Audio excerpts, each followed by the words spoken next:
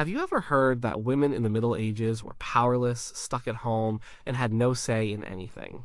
What if you discovered that many of the stories we tell about medieval women simply are not true, according to documents written at the time? Let us journey back to the period between the 5th and 15th centuries. Number 11.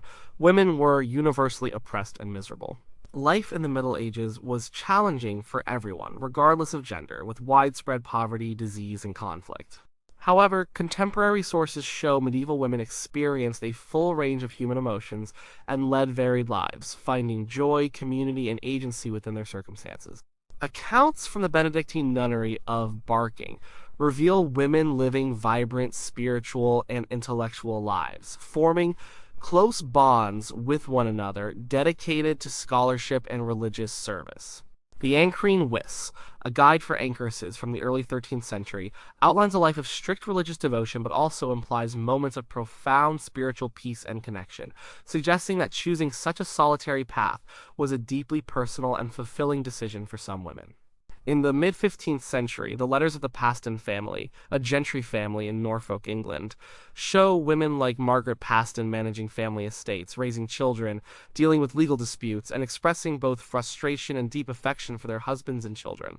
One letter from Margaret to her husband, John Paston, describes her joy at the prospect of his return and her concern for his well-being. These personal letters reveal a nuanced tapestry of daily life, including expressions of love, humor, and shared experiences within families and communities. The letters show women engaging in lively conversations, managing household inventories, and even sending jokes and small gifts. Records of festivals and communal gatherings across Europe, from agricultural harvest celebrations to religious feasts like May Day or the Feast of Fools, often depict women actively participating in dancing, singing, and communal meals. These events were opportunities for social interaction and merriment, suggesting a vibrant community life where women were not merely onlookers but active contributors. For example, accounts of village life from 14th century England often describe women attending fairs, participating in market days, and engaging in gossip at the communal well, showing social interaction and community spirit. Artworks from the period, such as illuminations in manuscripts or carvings on cathedrals, sometimes depict women engaged in everyday activities like spinning, weaving, cooking, or tending gardens, often with expressions that suggest focus or contentment, not uniform misery. The Luttrell Psalter, an illuminated manuscript from early 14th century England, features detailed illustrations of rural life, showing women working in fields, preparing food, and interacting with their families, sometimes with smiles or engaged expressions. These depictions offer glimpses into the daily lives of women across different social strata, illustrating a multitude of experiences far removed from a singular narrative of oppression. While hardships were undeniably present, these varied sources highlight moments of joy, agency, and community that challenge the notion of a universally miserable existence for medieval women. Number 10. Women had no political influence.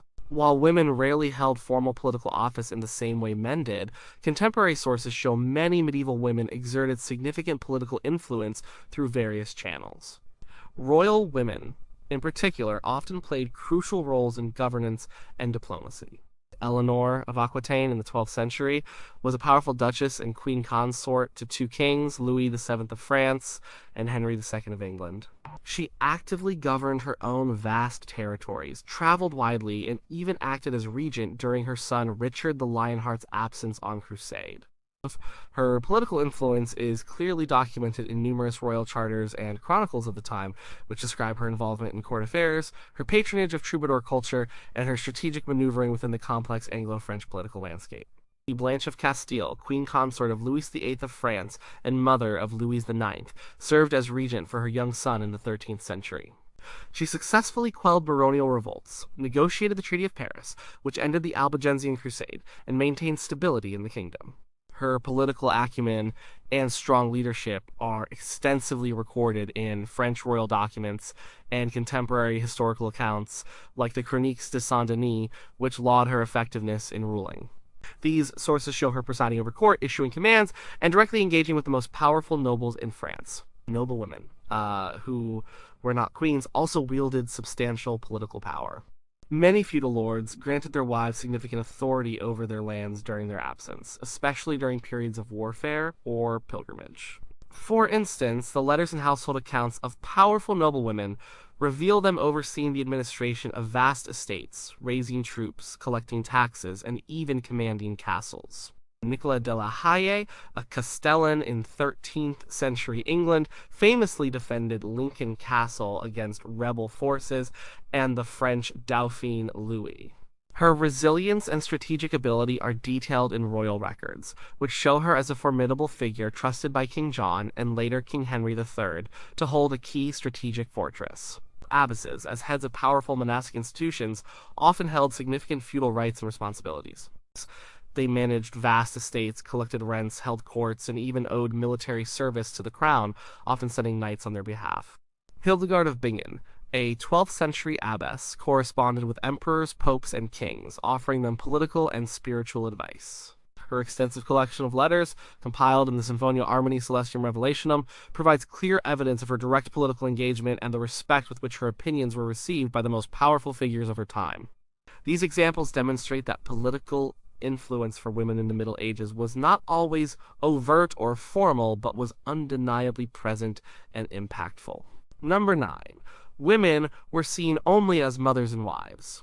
While motherhood and marriage were central roles for many medieval women, contemporary sources reveal a far broader spectrum of identities and occupations. Women engaged in a multitude of professions and societal contributions beyond the domestic sphere. In bustling medieval towns, guild records and city accounts frequently list women operating their own businesses. For example, in 14th century London, women worked as brewers, bakers, mercers selling textiles, innkeepers, and street vendors. The city of Paris, in the 13th century, had regulations for numerous guilds, and many of these records show women as active members, sometimes even as masters of their crafts, particularly in textile production, such as silk weaving, or in specialized food trades. The Livre des Métiers Book of Trades, compiled by Etienne Boileau in Paris in 1268, describes women working in various crafts, noting that some trades like silk workers or embroiderers were almost exclusively female. Rural women were indispensable to the agricultural economy. Manorial court rolls and tax records from England show women working alongside men in the fields, sowing, harvesting, and managing livestock. They were involved in every stage of food production, from preparing the ground to milling grain and making cheese. Records from villages like Hinderclay and Suffolk document women holding land, participating in village assemblies, and being fined for various infractions, indicating their active presence and economic contribution to the community. Beyond economic roles, women also pursued intellectual and spiritual paths. Nuns, for instance, devoted their lives to scholarship, prayer, and administering their convents. Women like Roswitha of Gandersheim, a 10th century canoness, wrote Latin plays and epic poems demonstrating deep classical learning. Her works survive and are testament to her intellectual prowess. Julian of Norwich, a 14th century anchoress, penned Revelations of Divine Love, one of the earliest surviving books written in English by a woman, detailing profound theological insights. These works show women as thinkers, theologians, and authors, not merely as domestic figures. Service roles were also common. Many women worked as domestic servants in noble households, performing tasks like cooking, cleaning, washing, and nursing. Some were wet nurses, providing crucial care for infants of wealthy families. The wages and household accounts from the households of figures like Henry of Grosmont, Duke of Lancaster in the 14th century, list payments to numerous female servants detailing their specific duties. These diverse examples from various social strata, occupations, and geographical locations demonstrate that medieval women held a wide range of roles and were recognized for their contributions in many areas beyond the confines of being a mother or wife. Number 8. Women had no legal rights or standing. While medieval legal systems often favored men, contemporary sources show that women possessed various legal rights and could actively participate in legal processes. Single women and widows, known as femi sole in English common law, held significant legal autonomy. They could own and inherit property, enter into contracts, bring lawsuits, and be sued in their own name. For example, records from the London Ire of 1276 show numerous women appearing in court, both as plaintiffs and defendants, engaging in disputes over debt, property, and personal injury. So a widow's right to dower, typically 1/3 of her deceased husband's land for her lifetime, was a powerful legal protection that ensured her economic security and often gave her considerable control over significant assets. Charters and wills from across England and France frequently confirm widows exercising these rights, buying, selling, or leasing out their dower lands. Married women, known as feme covert, generally had their legal identities subsumed under that of their husbands in common law traditions. However, even married women were not entirely without legal standing. In urban centers, custom often allowed married women to act as femme sole traders, especially if their husbands were abroad or involved in other trades. This meant they could run businesses, incur debts, and sue or be sued in relation to their trade without their husband's direct involvement. The custom of London, for instance, specifically granted married women trading in the city the right to act independently in matters pertaining to their business, as recorded in the city's plea and memoranda rolls. Women also had specific legal protections concerning their bodily integrity and reputation. Or church courts, which governed matters of morality in marriage, allowed women to bring cases for defamation, assault, and even spousal abuse. For example, records from the Court of Canterbury in the 14th and 15th centuries detail numerous cases brought by women seeking redress for verbal abuse or physical violence. These ecclesiastical courts could impose penances, fines, or even order marital separation in extreme cases. Furthermore, women frequently appeared as witnesses in legal documents and court proceedings, attesting to agreements, sales, and inheritances. Or charters granting land or privileges often include the names of female witnesses, indicating their recognized standing within the community and their participation in legal transactions. The Domesday Book, compiled in 1086 for William the Conqueror, lists numerous women as landholders, some of whom were wealthy and held their estates directly from the king, demonstrating their property rights in the immediate post-conquest period. These varied examples from secular and ecclesiastical courts, urban customs, and royal surveys clearly show that medieval women, despite societal norms, possessed discernible legal rights and actively navigated the legal landscape of their time. Number 7. All women were victims of domestic violence with no recourse. While domestic violence was unfortunately a reality in the Middle Ages, as in many historical periods, contemporary sources indicate that women were not entirely without recourse or means of protection. Legal and ecclesiastical systems, along with community structures, offered avenues for women to seek redress or escape abusive situations. Church courts, which held jurisdiction over marital affairs and moral conduct, provided one of the primary legal avenues for women experiencing spousal abuse. Women could bring complaints of cruelty, physical assault, or extreme neglect to these courts. For instance, records from the consistory courts of various English dioceses in the 14th and 15th centuries show women testifying against their husbands, detailing instances of physical violence, threats, or abandonment. If the charges were proven, the court could impose penances on the husband, order him to behave more properly, or even grant a formal separation known as divorce mensa et thoro separation from bed and board, which allowed the wife to live apart and manage her own finances without dissolving the marriage itself. Secular courts also dealt with cases of assault, even within marriage, though jurisdiction could be complex. Manorial court rolls, for example, occasionally record instances where women complained of physical abuse, or where a man was fined for assaulting his wife, particularly if the violence was public or caused a breach of the peace. The legal codes of some cities, like those of Bologna in the 13th century, included provisions against a husband beating his wife excessively, allowing the wife to seek legal protection or even separate from him. Beyond formal legal channels, community intervention sometimes played a role. Village neighbors or family members might intervene in cases of domestic disputes, either through persuasion or by appealing to local authorities. The emphasis on maintaining social order and preventing public scandal could sometimes work in a woman's favor. Additionally, a woman's dower rights, which protected her financial security after her husband's death or her family's support network, could provide her with a degree of independence and leverage, making her less vulnerable to unchecked abuse. If a husband alienated his wife's dower lands or treated her cruelly, her family might intervene to protect her interests or even withdraw her from the marital home. Records from places like Cologne or Florence sometimes detail cases where a woman, fearing for her safety, took refuge in a convent or with relatives and then used this separation to negotiate terms with her husband, often through the mediation of religious figures or respected community elders. These examples show that while women in the Middle Ages faced formidable challenges, they were not entirely without options to challenge or escape domestic violence, relying on legal, ecclesiastical, and community support systems. Number 6. Women had no role in medicine or healing. The idea that medieval women were absent from the fields of medicine and healing is disproven by numerous contemporary sources. In fact, women played vital and pervasive roles as healers, caregivers, and medical practitioners across all social strata. The most ubiquitous female medical role was that of the midwife. Midwives were essential figures in every community, assisting with childbirth, providing prenatal and postnatal care, and often serving as the first point of contact for infant and maternal health.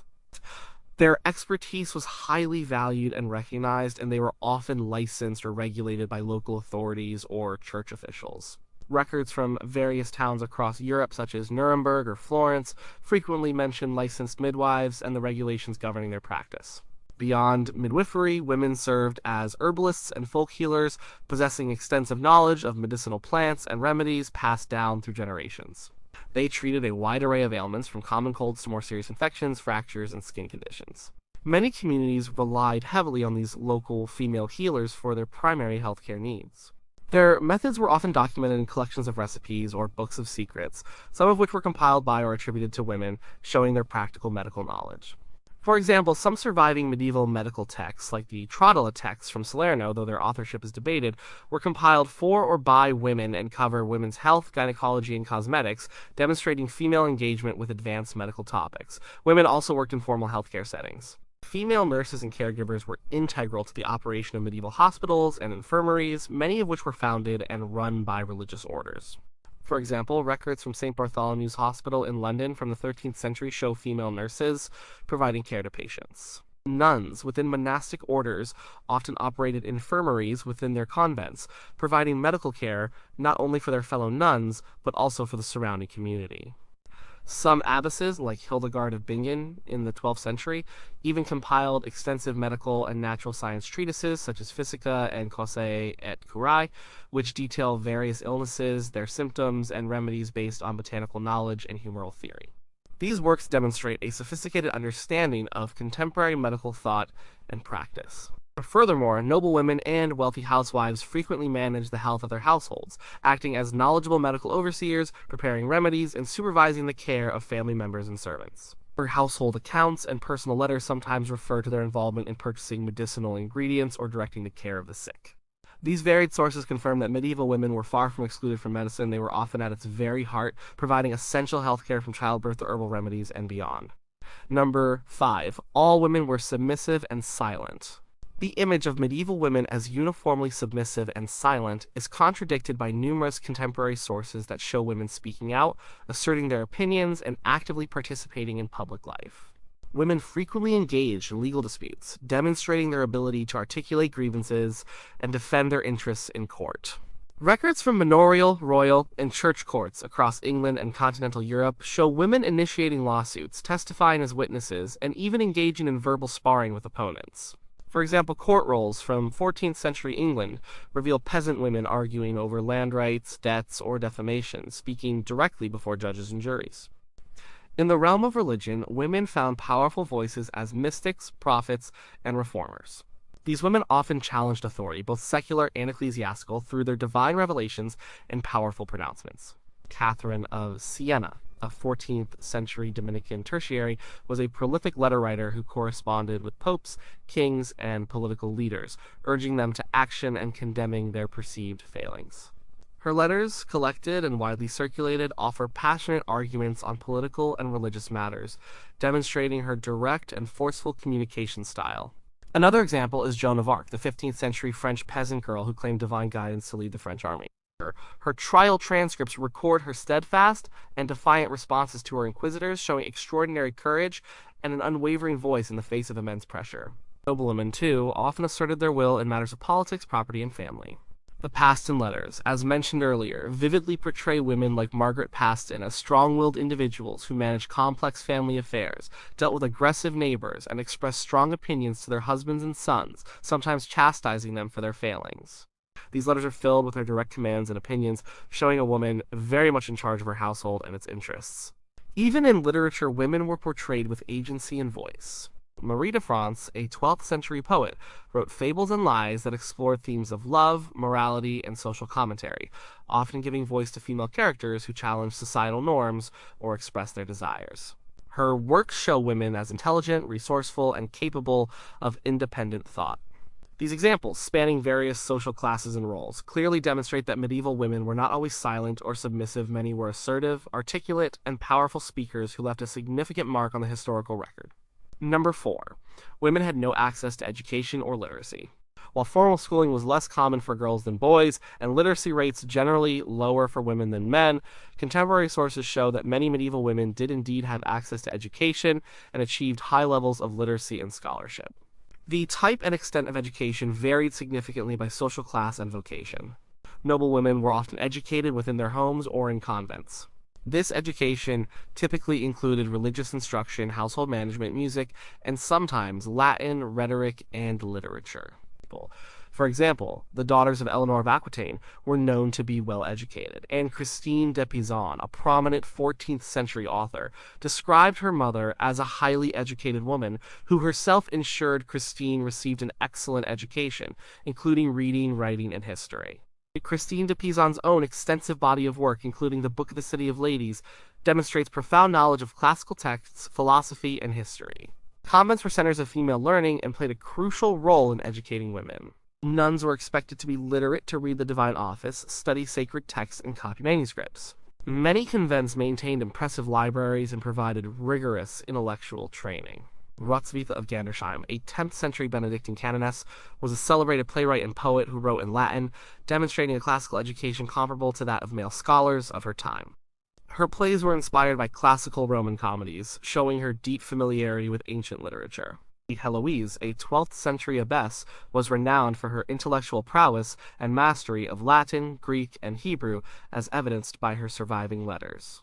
These monastic institutions preserved and transmitted knowledge, with nuns often serving as scribes, illuminators, and authors. In urban areas, women involved in trade and commerce often acquired basic literacy and numeracy for practical purposes, such as keeping accounts, managing inventories, and writing letters related to their businesses. City records and guild regulations from various towns often implicitly or explicitly acknowledge the literacy of women involved in specific trades, such as brewing, baking, or merchandising, where record-keeping was essential.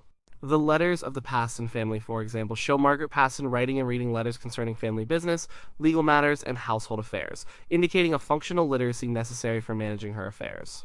Even among peasant women, some basic literacy existed, particularly for those involved in managing village life or acting as religious leaders. While widespread formal literacy was indeed rare, the evidence from noble courts, convents, urban trades, and personal correspondence clearly demonstrates that many medieval women, far from being universally uneducated, actively participated in and contributed to the intellectual and literate culture of their time. Number 3, marriage was always forced and without choice. The idea that medieval marriages were always forced upon women without any regard for their choice is an oversimplification.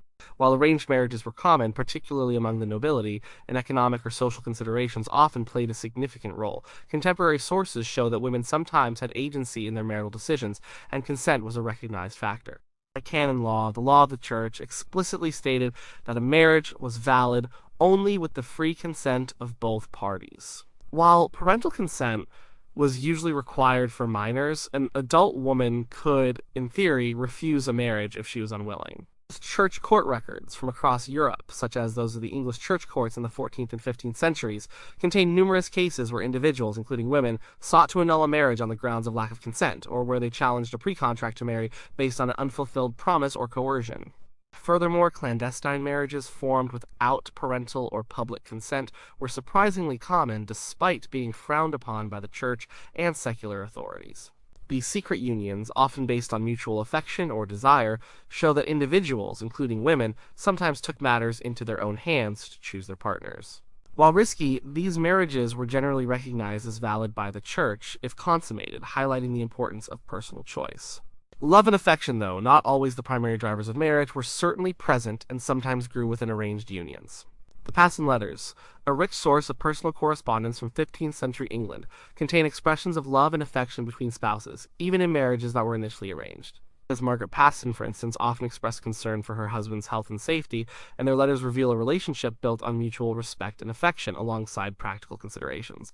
Poetry and songs from the period also often celebrated romantic love, suggesting that such sentiments were part of the cultural landscape and could influence marital choices or relationships. Finally, some women actively chose not to marry at all, opting instead for a religious life.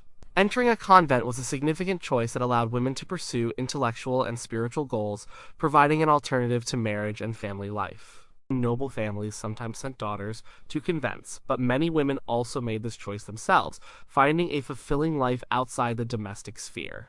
For example, accounts of prominent abbesses suggest a genuine vocational calling rather than merely being unmarriageable at home. These diverse instances reveal that while a woman's choices might have been constrained by societal expectations and family interests, consent, personal desire, and alternative paths were factors that contributed to a more complex reality of medieval marriage than simple forced unions. Number 2. Women could not own property or run businesses. The notion that medieval women were entirely excluded from property ownership and independent commercial activity is not supported by contemporary sources. While legal customs varied across regions and social classes, many women, particularly single women and widows, held significant property rights and actively engaged in business. As previously mentioned, widows had specific and powerful legal protections regarding property through dower rights. A widow typically received a lifetime interest in 1/3 of her deceased husband's real estate, and sometimes a larger share of his movable goods. She had full control over this dower property, could manage it, lease it out, and collect its revenues. Wills and property deeds from various medieval archives, such as the records of the Court of Houston in London or monastic cartularies, frequently show widows inheriting substantial lands and houses which they then administered themselves or passed on to their heirs. For example, the wealthy merchant Agnes Finch, a widow in 15th century London, inherited and managed a vast commercial empire after her husband's death, engaging in extensive shipping and trade operations, as documented in her surviving business records.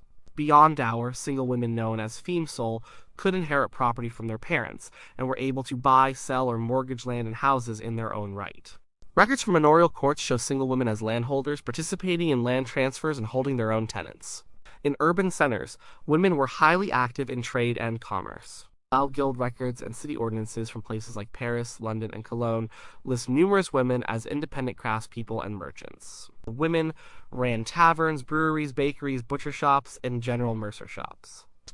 Many were also involved in the lucrative textile industry as weavers, spinners, and embroiderers. The City of London's records in the 14th century contain numerous entries for women running independent businesses, paying taxes, and appearing in court to settle commercial disputes without a male guardian. For instance, the City of London plea and memoranda rolls record many female brewers who owned property and conducted large-scale business operations. Some women also held specific legal privileges that allowed them to engage in trade independently, even if married. The custom of London, for instance, allowed a married woman to act as a female in trade if she was conducting business separate from her husband's, enabling her to enter contracts, incur debts, and sue or be sued in commercial matters. These customs acknowledged and facilitated women's participation in the urban economy.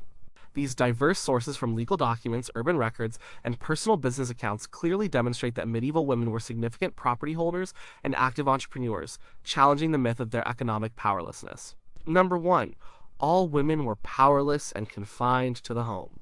The portrayal of medieval women as universally powerless and confined to the domestic sphere is strongly refuted by a wealth of contemporary sources that reveal their diverse roles, agency, and influence in public and private life across all social strata.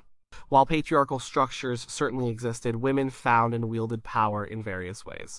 Royal women, as discussed earlier, often served as regents, governing kingdoms during the minority or absence of their husbands or sons. The queens, like Eleanor of Aquitaine and Blanche of Castile, not only managed royal households but actively participated in political decision-making, negotiated treaties, and commanded armies. Their authority is extensively documented in royal charters, chronicles, and state correspondence, showing them as powerful figures in their own right, not merely symbolic consorts. For example, during Richard the Lionheart's captivity, his mother Eleanor of Aquitaine played a crucial role in raising his ransom and maintaining order in England, demonstrating her formidable administrative and political power. Noblewomen, too, often managed vast estates in the absence of their husbands, overseeing agricultural production, collecting rents, administering justice in manorial courts, and defending castles. The household accounts and legal records of aristocratic families reveal women competently running large economic enterprises and acting as de facto lords or ladies of their lands. For instance, the surviving papers of figures like Elizabeth de Burgh, Lady of Clare in the 14th century, detail her extensive financial dealings, land management, and significant patronage, showcasing her direct control over her vast holdings. In the religious sphere, abbesses held significant authority. They governed large monastic communities, managed extensive lands and revenues, and often exercised feudal rights similar to male lords, including holding their own courts and exercising spiritual jurisdiction over convents and dependent churches. Hildegard of Bingen, as previously mentioned, was not only a spiritual leader, but also an astute administrator who oversaw the construction of new convents and managed their complex finances. Her correspondence shows her engaging with powerful secular and ecclesiastical figures, not from a position of confinement, but from one of recognized spiritual and temporal authority. Even peasant women, far from being confined, were integral to the agricultural economy. Manorial records, such as court rolls and tax assessments, show them working in the fields, participating in harvests, managing livestock, and engaging in local markets. They were active participants in the village economy and communal life. Women brewed ale, baked bread, spun yarn, and wove cloth, often selling their products to supplement family income. Their presence is routinely noted in records of everyday village life, demonstrating their integral, active role outside the home. In urban areas, as previously detailed, women were active in various trades, running businesses, and participating in guilds. They were visible in the public sphere of markets and workshops. Their economic contributions were essential to the functioning of medieval towns. These numerous examples from across the social spectrum and various types of contemporary sources clearly demonstrate that medieval women were far from universally powerless or confined to the home. Their lives were diverse, active, and often influential in the public and economic spheres of their societies.